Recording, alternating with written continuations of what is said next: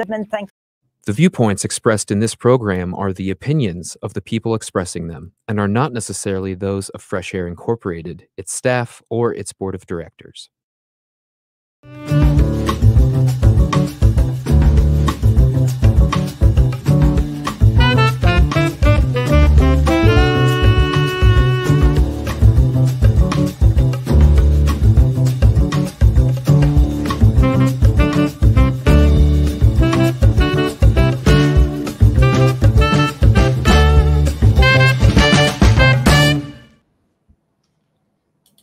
I'm Al McFarlane. Welcome to the Conversation with Al McFarlane. I'm glad to be here and glad to have you along as well. Today is Tuesday, May 9th, 2023. What a beautiful day. We're about due for some joyous weather, and I think we got it looking at us right now, and we're looking at it, and hopefully you all and we all can get out and enjoy the weather. Well, got a great program, one that I have been looking forward to. We did a version of it earlier. But this is the one that is going to be live to the radio, and we'll be sharing it across our social media platforms as well. I'm pleased to have in today's program, I'll introduce him in a few minutes, Dr. Mahmoud El-Kati, one of the great historians, thinkers, writers, humanist, and philanthropist in our community, a light, and you'll enjoy the conversation. I always say that like everybody else I know, we feel just enlightened and blessed to listen to Brother Mahmoud El-Kati share his stories, his vision, his thought, his analysis, and his passion about ourselves, our people, about culture, about the world, and about he brings us the power of love in the world. Well, before we do that, let me do a couple of things that I call hot topics, kind of things that are on my mind. One of them, local, one national. The national one is about the banking crisis. The public is kind of aware of the recent banking crisis. First Republic Bank became the second biggest bank failure in U.S. history after the lender was seized by the Federal Deposit Insurance Corporation and sold to J.P. Morgan Chase on May 1st of this year. So First Republic is the latest victim of the panic that's roiled small and mid-sized banks since the failure of Silicon Valley Bank in March of 2023. So the collapse of Silicon Valley Bank and now First Republic underscores how the impact of risky decisions at one bank can quickly spread to the broader financial system. Should also provide the impetus for policymakers and regulators to address a systemic problem that has plagued the banking industry from the savings and loan crisis of the 1980s to the financial crisis of 2008 to the recent turmoil following SVP's demise, including incentive structures that encourage excessive risk taking. Well, we're going to talk more about this. What I'm reading is a piece that appears in Inside News this week. It's a piece by a scholar, Alexandra Digby. She's adjunct assistant professor of economics at the University of Rochester, and writing with her, Dolly Davis, associate dean, or she's the associate dean of faculty at Minerva University, and the third person on the writing team is Hiroshi Hatsukami Morgan, assistant professor of social work at Minerva University. So go to the website, check that out. I wanted to call that to your attention because on Thursday, we're going to be presenting a discussion on the impact of banking on our community, but more on the impact we can have on banking. What do you mean, Al McFarlane? Well, got a new friend that I met through the Nubia narrative platform that I'm a part of, and he wrote a fiction piece that is theoretically placing him in front of his grandchildren and describing to them the old way of protest that we oldsters grew up in and that we use to practice our civil rights and human rights work in decades gone past. And he gathers a group of young people with picket signs, and they go to a bank, and they create a line, and they protest bank policy at a particular specific bank. And their strategy is to, as a group, kind of collectively focus in on one bank and create long lines and protest signs, but stop at the door of the bank, and then to walk in the bank and one by one withdraw a portion of their money, take that money and deposit it somewhere else. The idea is that you create public curiosity.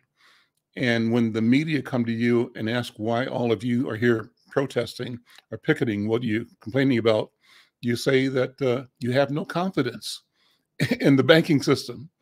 And they ask it 4 or 5 different ways. Your answer is the same. No confidence in the banking system. That, he says, is the panic button. And that's kind of what this article that I just read talked about, creating what creates panic in the financial sector. And that's what the billionaires, my writer, is saying are afraid of. So how do we come up with a strategy that's rational, that's practical, that's teaching, that is demonstrable, that leverages our small dollars in the public fishbowl, public arena, in a way that we can create the possibility of a concern that is massive and broad about banking practices or economic practices or political practices that threaten the economic stability of the system unless we get the change we want. So that's going to be a good conversation. That'll be this Thursday. The second hot topic today is one that is close to home.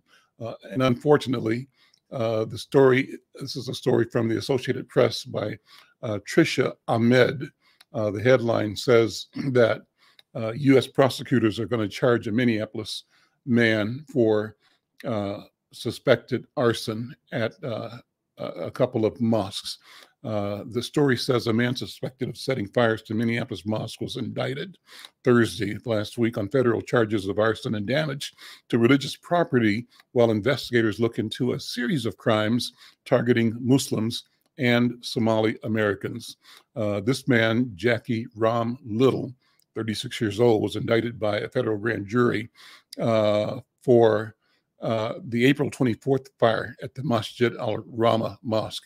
Authorities are also investigating him as a suspect in the fire that damaged the Masjid Omar Islamic Center inside a Somali shopping mall on April 23rd, as well as the January vandalism of U.S. Representative Ilhan Omar's Minneapolis office and of a Somali American police officer's vehicle, among other crimes, that all according to U.S. Attorney Andy Lugar. Lugar's statements at a press conference last week. Well, that's enough to think about, you know. And I always think about what it means. It seems like there's an escalation of vitriol, escalation, a brazenness of anger and I don't know the right words for it. We'll get into that, but there's more of it, it seems. And there's 2 ways to look at it. And I take this from my guest, Dr. Mahmoud El-Kati. On the one hand, as ugly as it is, at its ugliest, it's simply a sign that things are about to change and that we should take courage, take heart, because when they go into the desperate mode, it means they're clinging for straws, grasping for straws, and they really fear, and they've lost already in their own minds, and they are struggling to maintain some sense of place and control and equity, which they don't have and don't own. So we'll talk about that. Let's bring in Dr. Mahmoud El-Kati. I wanted to start by saying, Brother Mahmoud, as always, good to see you. Thank you for being here.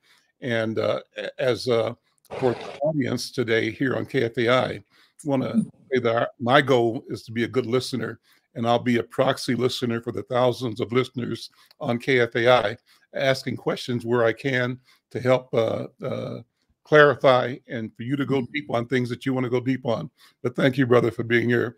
And 2 of the things we want to talk about for sure, the recent transition of 2 elders. One, Brother Harry Belafonte just transitioned into ancestorhood. And before that, our brother, Randal Robinson. And I'll just leave it there. Good afternoon, brother. Yeah, yeah, don't leave it there, please. Hey, it's always good to be with you, El. You know that you're doing the work that needs to be done. So, and keep on doing what you're doing. You're a treasure to our community, and it's paying off, I think. In certain quarters, it's immediately paying off. But anyway, this, yes, I want to talk a bit about one of the great spirits that's ever appeared in our experience as a people.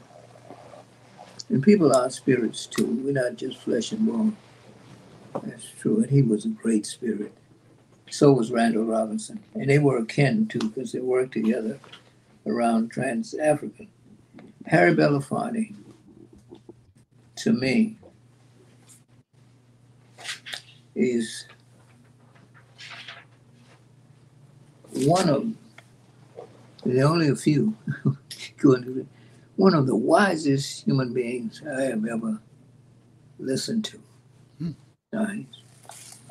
I said, he's a wise man. And when I saw him, he could have been in his mid-30s, thereabouts. And I saw him 3 times in my life. Never heard him perform. I never went to a concert or anything like that. But to hear him talk / lectures, / tell stories about his life. I mean, it's a deep spiritual thing to listen to him. He's a wise man, I'm saying that. Not smart, not just smart, but wise. Anybody can be smart. I can be smart if I knew how to be a mechanic, at something. I could be a smart guy, That's not wisdom, okay? Yeah, I could be an engineer, really smart, and know every trick of the trade. Wisdom transcends that. It's transcendent knowledge, like Holy Writ, like script. That's what wisdom is. It's different. Thank you. From knowledge. From knowledge, knowledge can be here today and gone tomorrow. I want to give our audience a simple definition of what we call knowledge. And then that knowledge is simply information organized for use. That's what it is. It's organized. Yeah. The knowledge what you call knowledge may not be beneficial to you. For instance, much of knowledge in the West and what covers our experience in this country is not beneficial to us. Much of it, some of it has to be. We have our own knowledge box too, which is African and suppressed. But knowledge is the what we call now the curriculum that you study in school through grade school, high school, college, and so forth. That's the curriculum. That's what you call the University of Minnesota. They talk about it being the house of knowledge, all these fantastic terms they use to describe it. But knowledge is not forever. I mean, the knowledge of a doctor and say, well, like, a better example of Copernicus and Galileo, their knowledge base was not the same as Einstein. He knew much more than they knew because knowledge had advanced. There were new discoveries and so forth, and there was no theory of relativity until he showed it on. So that's new knowledge. Well, Black people create knowledge all the time. The sad fact is it's not organized. That's the problem. It's there. You got deep treasures of knowledge. And that's what Harry Belafonte had. I've never listened to anybody who was more arresting. almost every other word he had to say was significant. Hmm. So I think, first of all, he was a wise man, and I was endeared to him because I believe, as I do, he loved black people. There's no question about that. Don't get into people's personal thing. He loved black people. And so do I. I think that's why I loved him. And we're not talking about nonsense, European nonsense, about race and that kind of thing, because it's transcendent. And black people, I love black people because they deserve to be loved. Let me jump in They're- here. I'm Al McFarlane. This is The Conversation with Al McFarlane. My guest, the venerable, the honorable Mahmoud El-Kati, Dr. Mahmoud El-Kati. We call him Professor. I call him the Griot. He's a historian, a writer, a publisher, published author, and a mentor to so many here in the community and around the country. And we're talking about two people that have just made transition as a point of departure, even in our conversation. And first, obviously, the recent departure or transition of the great Harry Belafonte. I'm so happy to hear you make the distinction between being a man of knowledge and a wise man, and both are important. They both, but there's a difference. Yes. And I'm happy to hear you declare the presence of and the creation, the innovation of knowledge in Black people, but recognizing the challenge of organizing the knowledge. And when you were saying knowledge, I said knowledge. My question to you is, in the general public, knowledge to what end? What's the purpose of it? Yeah. Okay. We got that out of the way. The wisdom and knowledge, distinct realities in human life.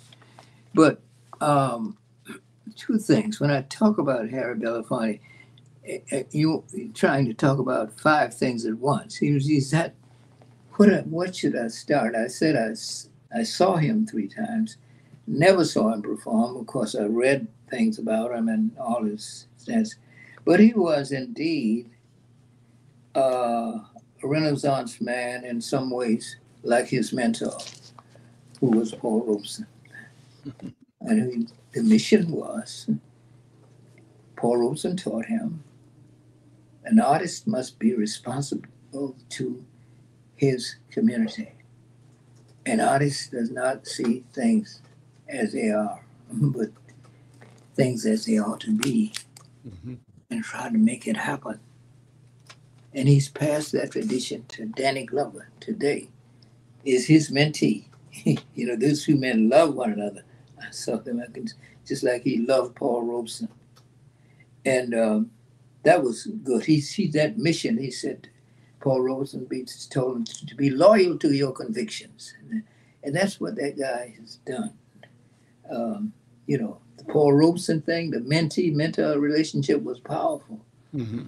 And he carried it out in his life. He was an artist because Robeson told him, you got to be responsible to your community. And he's done that writ large in multiple ways. So then I like to, little niches. I'm going to talk kind of, here and there. And sure. Snatches of stuff. It's sure. A theme. But there's so much to talk about this guy. And he's such a beautiful man. And another person I've got to mention in conjunction with him is Sidney Poitier, because they're comparable and super. Sidney Poitier was smart. Mm-hmm. Okay. But he wasn't quite wise like Harry. I mean, he was a brilliant guy, And they came from scanty backgrounds. Let me say something about he and Sidney. They're both island boys. Thank God for island boys. Black Americans on the mainland, that's all we are. On the mainland, this is the islands, and we're on the mainland. There's no difference. Okay. These island boys, two of the greatest spirits that ever appeared in American life and theater and movies and stuff like that. But they have very wrestling backgrounds. Most people think Harry Belafonte was born in Jamaica. He was. He was born in Harlem. He's a Harlem guy. People. Then he went back. His mother took him back to Jamaica for a number of years, and he came back when he was about 10 years old, and then so he's a New Yorker, you know, and a Jamaican background. He has his heritage is very complicated. We won't get into that, but he was the common denominator was he was black. You should know that straight up. Sidney Poitier came. Those guys were born within 8 days of each other. I think Sidney Poitier called him the old man in public. He said, "This old guy, I don't want to sit next to him." You know? They were great friends, a great marriage of friendship. Poitier, people think, you know, he's from the islands. He wasn't, but he wasn't born there. He was born in Miami. They were bringing him to Miami. They thought he was the eighth of 8 children to be. And how he came to be born in Miami is they thought he wouldn't make it. He would die. And that's why they came to Miami with a shoebox ready to bury him. And in some miraculous way, his life was preserved, and he grew up and went back to the islands, to Cat Island, which is not the main thing in Nassau. You know, Nassau is cosmopolitan and all that. His daddy was a tomato farmer and brought his product to the mainland. And Poitier remembers when he first saw some things on Miami moving, and when they were getting near shore, and he wasn't quite sure what it was. And he asked his mother, "What are those things, you know, moving like that?" He said, "Those are cars, automobiles." He was 10 years old before he saw an automobile. You didn't know what it was. That's it. That's amazing. But anyway, these two spirits, they grew up together. They were both mentored by Paul Robeson, but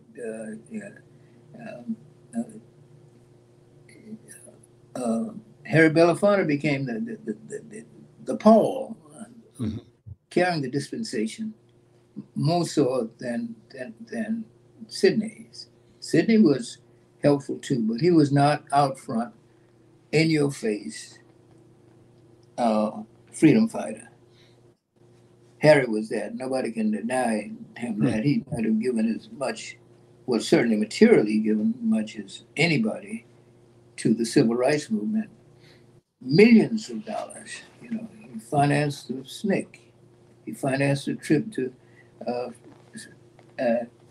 Student Nonviolent Minority Committee to visit about 8 African countries. That's why they were so hip. He underwrote that. And so what's this? So SNCC people know him. Every civil rights organization respected him.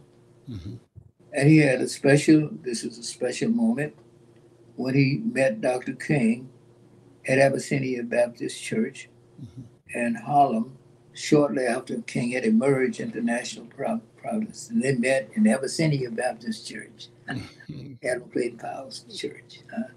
Once the largest congregation in America, 10,000 members, before these big mega churches. Yeah, mega churches. Yeah, it was in Harlem. What was his name? Abyssinia, you know, there's Africa, right? Where's Abyssinia in Africa? That's what was fun. There it is again. You know what, Mahmoud? If you lean into the camera, I get you because your voice is faint and way back. Yeah. Powerful voice. I keep forgetting that. So how's it now? Perfect. Yeah. You know, yeah. There's so many stories. But one of the stories, he talks about he and Sidney Poitier met at the National Negro Theater back in the 30s in Harlem. Okay. That's where the career started. And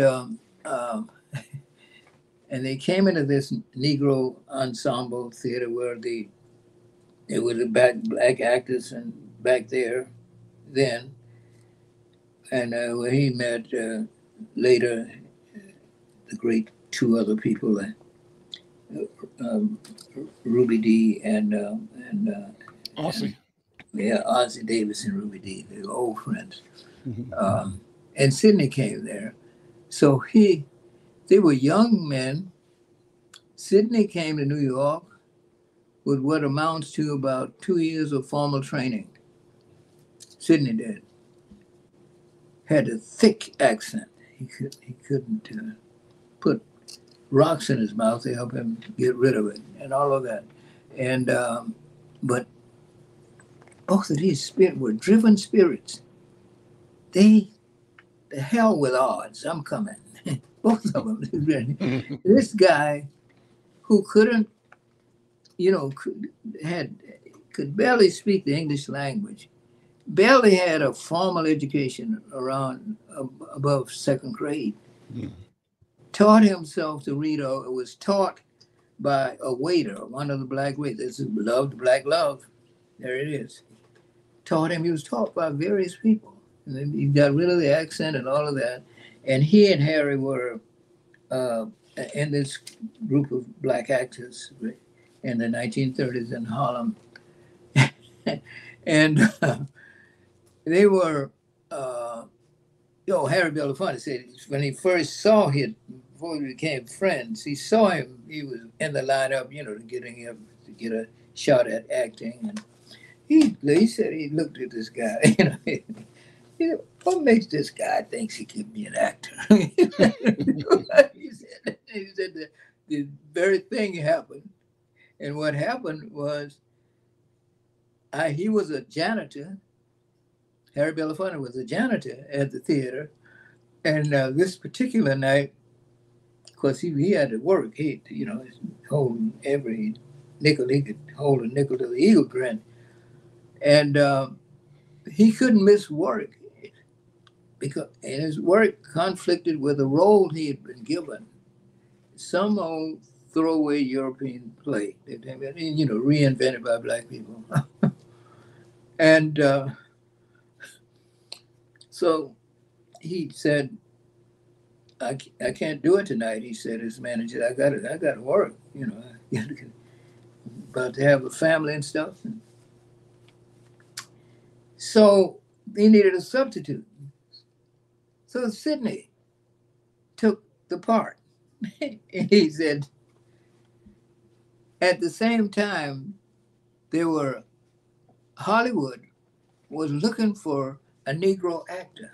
This is real. Mm-hmm. And they were in New York, Sleazek and all of those guys looking. And they came to this Negro ensemble, this theater, and Sidney substituted for Harry. And in this little throwaway European play. And Sleazek, or whoever the great Hollywood man was, took Sidney to Hollywood. That's his gig. And to Sidney to Hollywood. Now get this.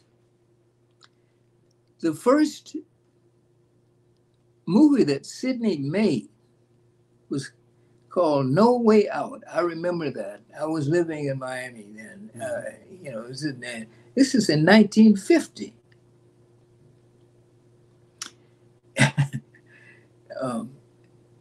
And I'll never forget, if you look at that movie, it was a groundbreaker, because if you've seen it, it was a non-stereotypical role in 1950. Mm-hmm. And Sidney played opposite a great actor named Richard Widmark, who was a stomped down to earth, hope to die white supremacist. Mm-hmm. Think about that. And Sidney was the psychiatrist. He was the guy who went. There's some volatile scenes. He was called all kinds of names by Richard Widmark and so forth, and it ultimately ended up in black people revolting. It's a little minor skirmish, not like they are now. But think of that. The first movie he made transcended, being funny or stupid or ignorant or all these stereotypes, the Stephen Fletcher type thing was predominant. Sidney, his first full-length movie was a revolutionary act. Like I don't know if you've ever seen that movie. Nope.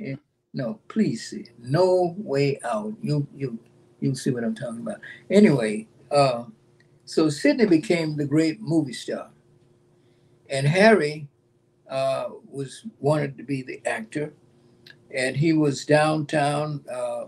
He used to go hang out with musicians. Lester Young, Charlie Parker, young rising Miles Davis. In fact, he said that Lester Young is the one to encourage him to sing. He said, "You an actor?" He said, "I'm an actor." He said, well, "You ought to be able to sing something." And so he started out in the little clubs. He once fronted the band led by Charlie Parker. And they were like a brotherhood. He loved those musicians and so forth. This is what led him into music. First, he was doing these little American things. Mm-hmm. And then as he grew, he thought about his background, his Jamaican background, and the music that he heard there, and all of that. And he was kind of dancing in some of this stuff, all of that. And then he just discovered, his Jamaican heritage, the songs he heard when the banana boat and all of that, man. And then he affected it. He was a Jamaican, got rid of his accent, got it back. Mm-hmm. Everybody knows the banana song. You can't be on the planet and not know that song. You can't, not because you do. And he put Caribbean music on the map. Yep. Pre Bob Marley, as great as he was. Yep. Harry was first. Yep.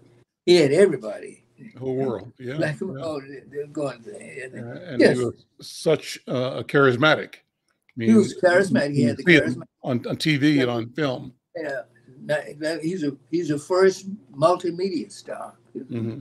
Yeah, stage, screen, television, performance, radio. The first one. He's the first artist to sell 1 million albums. Mm-hmm. Think about that. It wasn't Bing Crosby, Frank Sinatra. It was he in the 1950s. And he spun off of the idioms from Jamaica mm-hmm. into other forms of music, to Negro spirituals, and so he embraced that and everything. He was a monster. His Deo song, as I think about that, reminds me, the next iteration of that for me was Miriam Makeba singing, what was her song? I can't remember the name of the song now, but she did the folk songs in South Africa that brought a pristine authenticity, right? A clear, and that's what Belafonte did as well. He brought like crystal clear a bell-like sound of meaning and of warmth, and of everything else that went into that experience that he was describing, both its pain, but also its joy. Mm-hmm. Yeah, well, he introduced Miriam Makeba to America, and of all places, in Atlanta, Georgia first. Okay. That's where he did it in Atlanta, Georgia. And then she had a huge following among Pan-Africanists mm-hmm. With the boot dance on Ed Sullivan's show. We couldn't wait. She appeared on Ed Sullivan's show at least a half a dozen times. That's before Olatunji Babatunde and his Drums of Passion. That's my friend. He's gone too. But he introduced drumming. Mm-hmm. Yeah, he spread, after everybody's seen Babatunde. And I might say Babatunde was a friend of the way, North Minneapolis, Mm-hmm. who visited there with us, and we became friends. He's in Alantunji Babatunde and his drums of passion. And A side story, Gary Hines was on here talking about how he was walking across some plaza, I think in Ghana, and Babatunde was there, or maybe he was somewhere else, but he had met Babatunde, I think from here, right at the way, yeah, and Babatunde remembered him and said, "Hey, you're the same guy." So that's small world. small world. Yeah, yeah. But there's so many stories to tell about Harry. Well, the thing is, he was a movie star. You know, he played in that movie called Island with John Fontaine, where they never lovers who never touch one another. Yeah, Island in the Sun. That was Yep. a full-length 20th century big time movie. Yep. You know, he made, but eventually he got fed up with the Hollywood system and started producing his own movies. He made 5 or 6 of his own. The one I remember was Claude in the Flesh or something like that. But he produced and helped organize the artists, Paul Newman and those guys, to produce their own films, their artists. He was involved in that too. But he was a Pan-Africanist to the bone. Switch, if you would, Brother Mahmoud. And on that note, as a Pan-Africanist, talk about the other elder that transitioned, that's Randal Robinson. And I think another significant spirit and mind and a presence that remains with us forever, I believe. But what are your thoughts on his contribution, his work, his life? Oh, they were friends. He was a founder and supporter of Trans-Africa, which was founded by Randal Robinson, and they worked together on a number of issues. And I'm convinced, I'm sure that Harry was also on the board.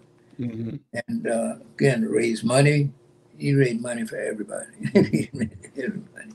You know, and Trans-Africa had a good 20-year run. You know, Randal Robinson, we had him here as a guest, if you remember, at Lucille's Kitchen. Right. Yeah, I eat that. It's gone. Yeah. Good piece of history. But, and we had him here for 3 or 4 days. Randal Robinson, he was a gentleman, a very imposing man.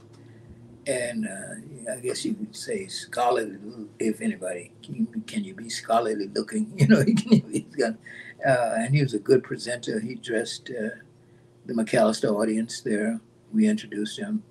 And he put, Randal Robinson is important because he put the reparations question back in the ball game. Is it with the book, The Debt? This is what we're talking about. This is 20 years ago. The debt was and it's still one of the best things I've ever read on reparations. And he even outlined how he thought reparations should be. It shouldn't be individualized and everybody get a $40,000 check. He said, no, you know where that's going to end up. It won't progress. We make no progress. He said, no. It's institutions. He said, we got to build economic institutions, educational institutions, healthcare institutions, anything that contributes to the uplift of the whole people and not individualized checks, because that's not going anywhere. We got to build some banks to put the checks in. So I still think his is the best plan. And other people have good plans too, I'm saying, but because that's what it's about, man. We have enough knowledge and all of these backgrounds that other human beings have. We are older than most nations in the United Nations as a people. Black people in this United States been together longer than the 203 nations, United Nations. It just happened. You know, Bangladesh, that just happened. They're not as much, they don't have as much experience of togetherness and culture and language and music as as most of those nations. And I remember teaching in a class at McAllister when I was talking about explaining people when the Bangladesh thing was happening and how Bangladesh had to come into being and they were fighting for the nationality and so forth. And I had a student in there who I thought was Bangladesh. And she said, Professor, you got to understand, I'm not Bangladesh. That's artificial. I'm from the bamboo people. That's a part of, again, Bangladesh is a state, like the state of the United States in Washington. That's a state. A nation state is what the United States is. It's not a genuine nation like Native American nations, which is created by history. Nation states are created by, it's artificial.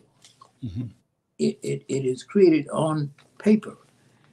Why is the United States is among the youngest nations in the world with the oldest written constitution. That's